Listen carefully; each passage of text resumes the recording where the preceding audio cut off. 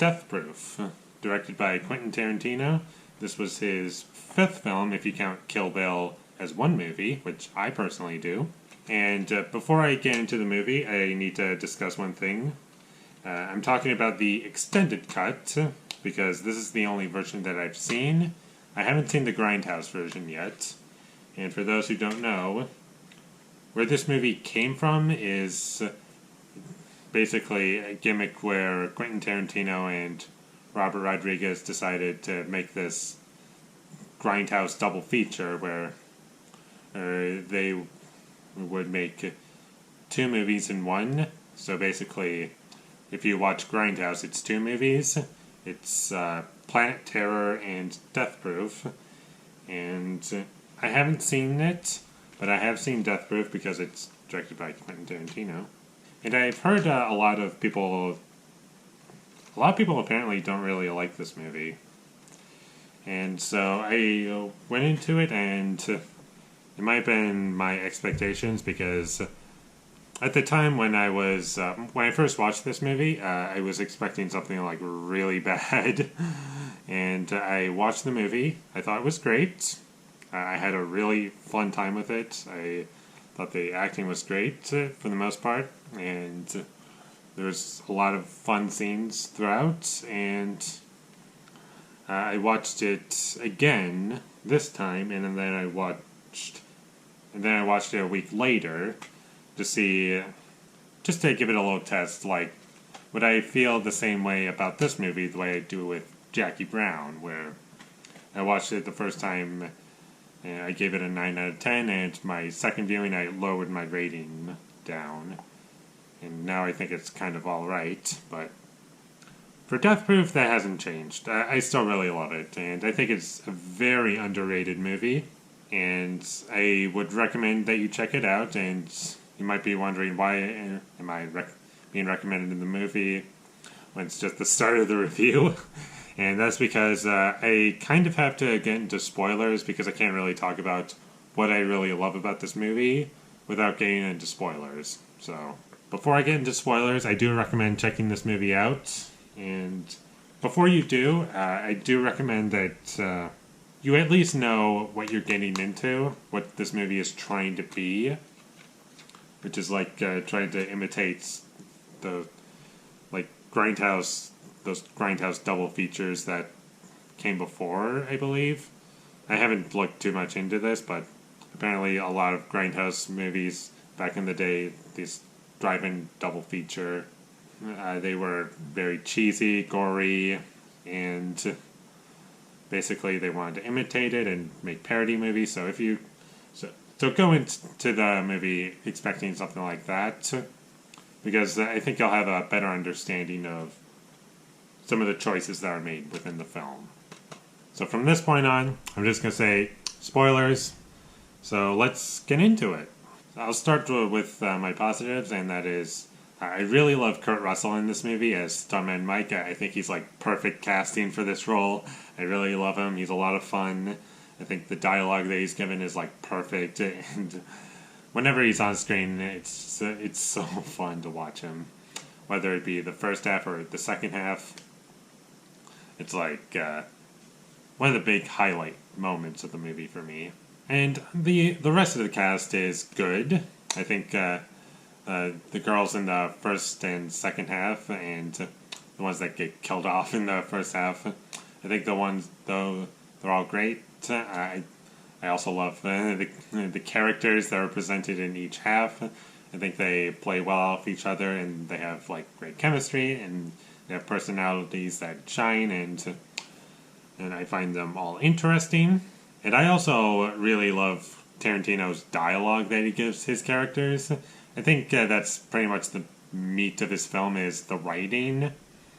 And I think the way he approached this movie is his normal writing and, I guess, to some extent, structure of his previous films is always going to be the cake. Let's think of it this way.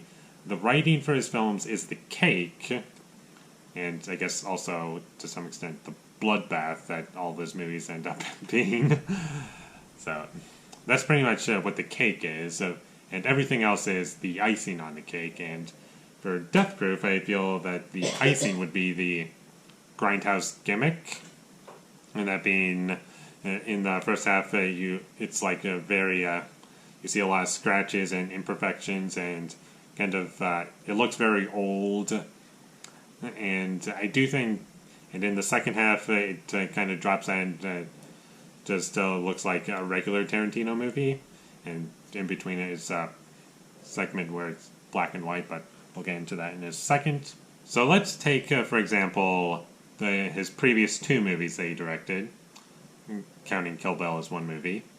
So let's take Kill Bill. That Kill Bill is very anime, and that's what he uses as his icing for Kill Bill to bump it up, which I really love, and that's why I love Kill Bill so much. And Jackie Brown, it had to basically what he was trying to do was tell a real life story with his writing, but unfortunately for that movie, it didn't really feel like a Tarantino movie in terms of the writing, which was pretty much my biggest complaint with the movie, is that it felt very hollow to me. And here, all of that is just this movie doesn't really take itself seriously, except for a couple parts, which I'll get into in just a second, but for the most part, I think the movie is very cheesy and very goofy, and I really love it. I really love that approach, and that's pretty much what the most I get out of it is just, I would say, pretty much my own personal emotional experience behind it. Just me having a blast watching the movie, and I think the jokes are really funny. If I were to say, like, for the moments that I think are taken seriously are when Pam is killed off at the end of the first half of the movie, when Kurt Russell kills her while she's stuck in the passenger seat. I think that was really great, and that's when it was trying to be more of a serious horror movie, kind of. But I mean, it is serious when you compare it to the rest of the movie, which is very cheese. Especially in the first half. I think the first half is much more cheesy than the second half. But I mean, not to say that the second half doesn't have any cheese to it, but anyways, getting back to where I was going. And the other serious moment is when the girls in the second half, when what's it called? When Zoe Bell is on the hood of the car and Kurt Russell is chasing them and crashing into them. And that's when it was kind of taking itself seriously, but it still works. When this movie takes itself seriously, I still think it works. Because of how Tarantino decided to approach the presentation of the film. I think he's very good with his presentation. I do have some issues with this movie, so I might as well get into those. So my first complaint would be Tarantino, he has acted in his movies before, like in Reservoir Dogs and Pulp Fiction. And he doesn't just direct and write, he also acted in some of his movies. And those two, specifically before Death Proof. This one definitely has his worst performance, and in those other 2 films, I don't think he was... it's not... I wouldn't say he gave out a great or fantastic performance. I would say he was appropriate for the role, but here, when I watched him, I was like, no. He's like trying to pull off a southern accent, and I just didn't buy it. And my second complaint with this movie would be, after the first car crash, it cuts to a scene in the hospital, and it kind of references Kill Bill with the sheriff and son number 1. Those characters were in Kill Bill. And he referenced that, and that scene, that's kind of where things slowed down a little bit. It's like from the beginning all the way up to that first car crash, it was like, no pun intended when I say this, it was like a car that was just moving at a consistent speed.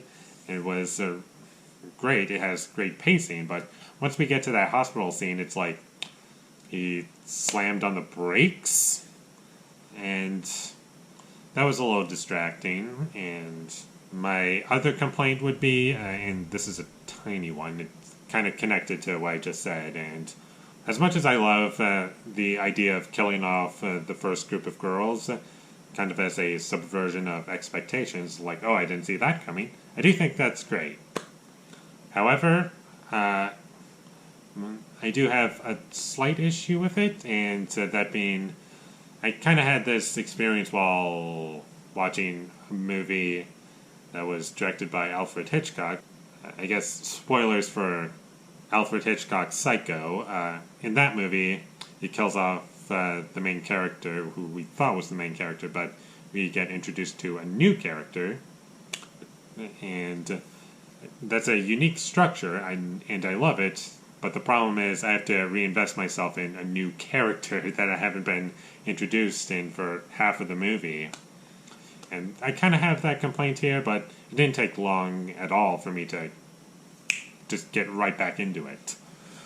So, it is a complaint, but I don't take off points for it. There's not much I have to complain about this movie at all. It's just a really fun experience, and I love it. And some people do complain about...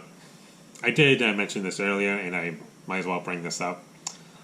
In the first half, from what I know, it doesn't really do this in the Grindhouse version. It only does it in this cut of the movie or something. I don't know the full story, but I'm just talking about the extended cut. So in here, in the first half, it has like I kind of described how it looks. It looks very old, has a lot of scratches and imperfections.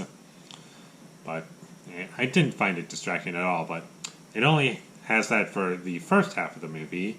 And then it goes to black and white, and then it goes to color, but it doesn't have that Grindhouse look anymore, even when it goes to black and white. And I do think it has a purpose, and this is my theory of what Tarantino wanted to do, and that would be that in the first half of the movie, let's look at it this way. How about, let's say, because of... so, the Grindhouse... I'm just going to call it the Grindhouse look. So, the Grindhouse look makes the movie look old, okay? And in the second half, it doesn't have that look, obviously. So, when the movie starts in black and white, I feel that, in some way, that's the actual start of the movie, and then it cuts to color, because the black and white is supposed to be Kurt Russell's point of view. It's like his perspective. And then when it cuts to color, it's the new group of girls' viewpoint, because stuntman Mike, he has now exited the picture. He's out of the picture for the time being. And now it's their point, these four girls' point of view now. But what about the first half? Why wasn't it black and white at all in the first half? Well, that's because in the first half, it has that look to imply that all of this is taking place in the past. This is like things that only stuntman Mike knows, for the most part.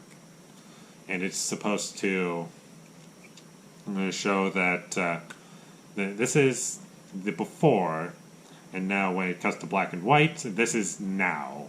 Or when it says 14 months later, specifically. Even though it kind of has that look after that.